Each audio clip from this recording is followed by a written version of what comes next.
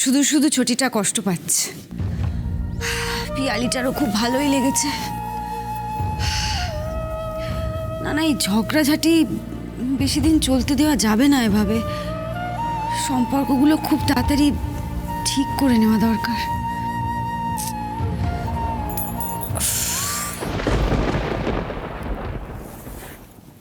কে?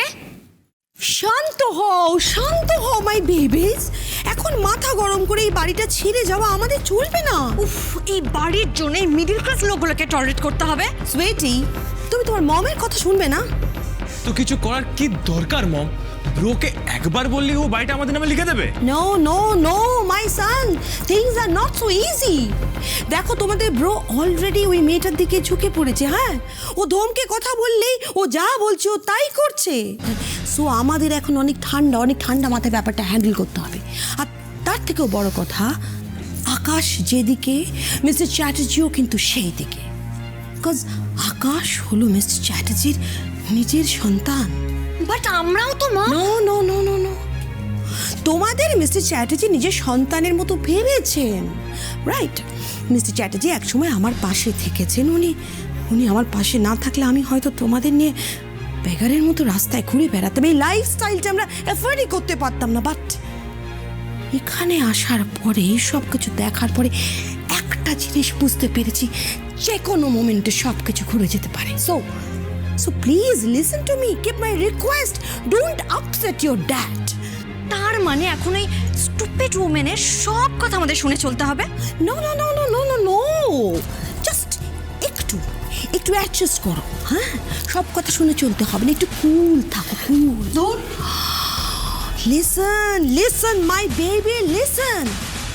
তোমাদের ব্রো কিন্তু অলরেডি এখানে এই কলকাতায় এই বিজনেস সেটআপটা এনে তোমাদের ড্যাডকে ইমপ্রেস করে ফেলেছে। এখন ওই মেয়েটার কথা না ভেবে you people think how you can impress your dad. But mom, তার মানে ড্যাডকে ইমপ্রেস না করলে ড্যাড আর ব্রো আমাদেরকে কিছুই দেবে না? হয়তো দেবে, সামান্য কিছু হাতে করে ছুড়ে দেবে।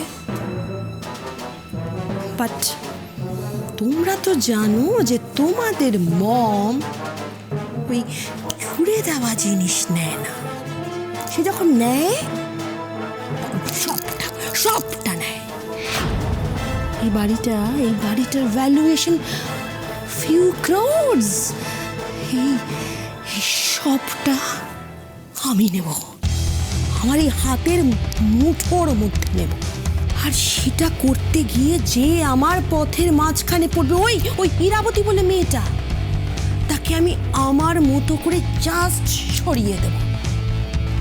তোমরা শুধু আমার কথা শুনে চলো, দ্যাটস ইট।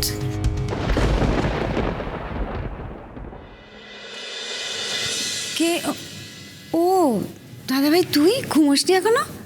না রে, ঘুম আসছে না। কয়েকটা কথা তোকে কয়েকদিন ধরে বলবো করে বলা হচ্ছে না। ও কি কথা বল না। আয় না, আয় বস, আয়। কি ব্যাপার বলতো? সব ঠিক আছে নাকি?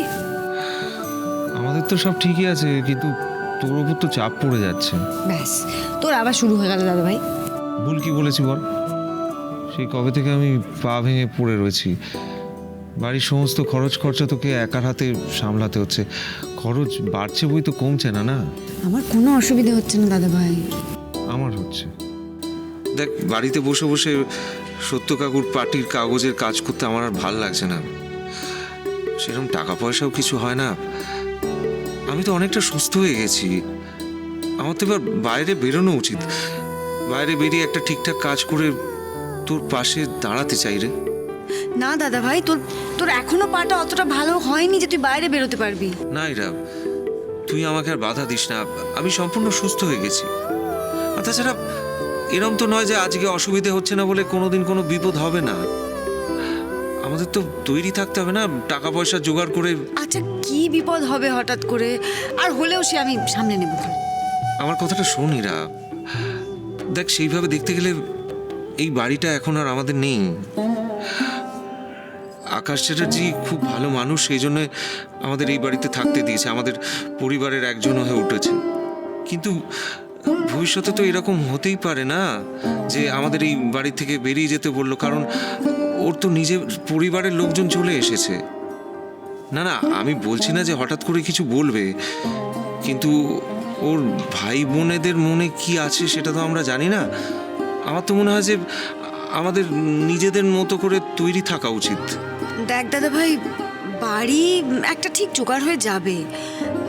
এখন তো আগের মতন টাকা পয়সার অসুবিধাটাও নেই, মানে কন্ট্রাক্ট সাইন করে আমি কিছুটা টাকা পেয়েছি, তারপর অ্যালবামটা রিলিজ করলে আরও কিছুটা টাকা পাবো, তো সেই সব দিয়ে একটা ব্যবস্থা হয়ে যাবে। তাছাড়া সত্য কাকু তো একটা ফ্ল্যাটের ব্যবস্থা করেই রেখেছেন। আচ্ছা ইরা, তুই নিজের জন্য কিচ্ছু ভাববি না? না, কিচ্ছু জমাবি না। যেখান থেকে যা পাবি সব আমাদের জন্য, এই বাড়ির জন্য দিয়ে দিবি। দেখ ইরা, তোকে তো তোর ভবিষ্যতের কথাটা ভাবতে হবে নাকি?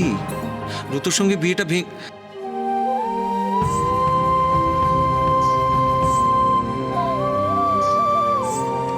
ইরা, তোর জন্য না সত্যি আমার ভয় হয় জানিস। আমরা না থাকলে তোকে কি দেখবে বলতো? জানিস দাদা ভাই, একজন এমন আছেন যিনি আমায় বলেছেন সারা জীবন আমার পাশে থাকবেন। তুই আকাশ চ্যাটার্জির কথা বলছিস?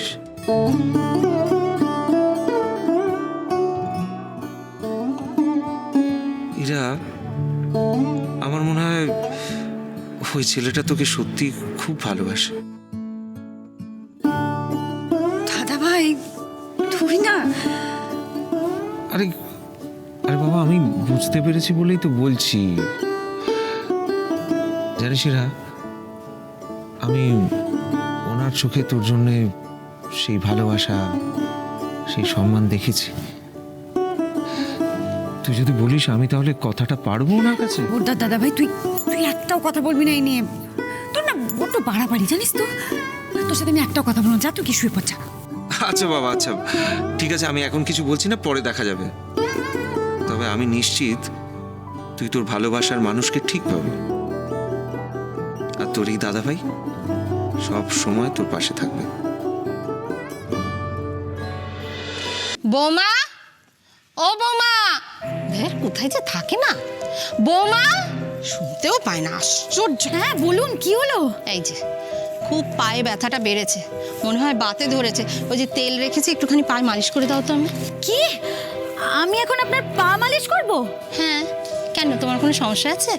সমস্যা আপনার না থাক, আমার আছে। আমি আপনার পায়ে হাত দিতে পারবো না। আচ্ছা, তুমি মাঝে মাঝে এরকম চুপচাপ কি ভাবো বলো তো? না, ভাবছিলাম একটু আগেই তো আপনি আপনার বন্ধুর বাড়ি থেকে এলেন, তখন তো আপনার পায়ে ব্যথা হচ্ছিল না, হঠাৎ আমায় দেখে পায়ে ব্যথা স্টার্ট হয়ে গেল। ও বাবা, তুমি তো দেখছি আবার মুখে মুখে তর্কও করছো। ব্রত, আচ্ছা আচ্ছা আচ্ছা আচ্ছা, আমি করে দিচ্ছি, দাঁড়াও দাঁড়াও, দাও দাও দাও। নাও, যত কথা খালি। দাও, ভালো করে দাও।